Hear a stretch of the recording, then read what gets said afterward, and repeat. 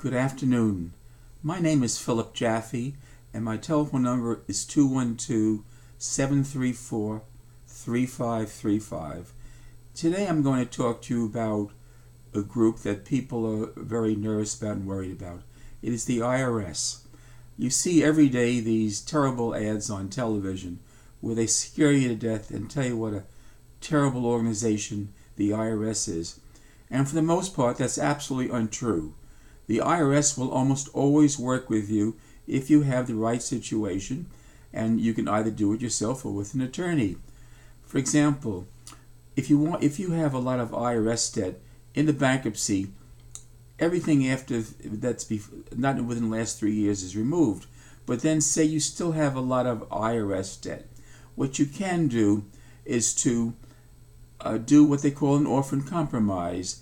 And the orphan compromise, you fill out some forms and you send to the IRS and you suggest what you can pay. For the most part, they deny that. But they sometimes, with the first IRS person you speak to, who's at like a lower level, she might tell you, or he might tell you, what the IRS might expect. For example, if you say that you owe like $100,000 and you only can pay like $2,000 or $3,000, they say we may do it if you want to pay $80,000. Well, you may not have that to pay the IRS. So the next stage would be you go to the appeals person within the IRS still, and usually they will also speak to you, and they will talk to you about what it is, and sometimes they can talk to you about maybe you haven't written in your correct expenses, which you must show the IRS.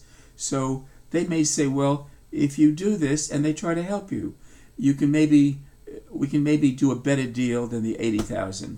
Well, it's still too much money for most people, what they ask. So the next thing is, if you don't agree with him, they notice you and say they reject your orphan compromise completely.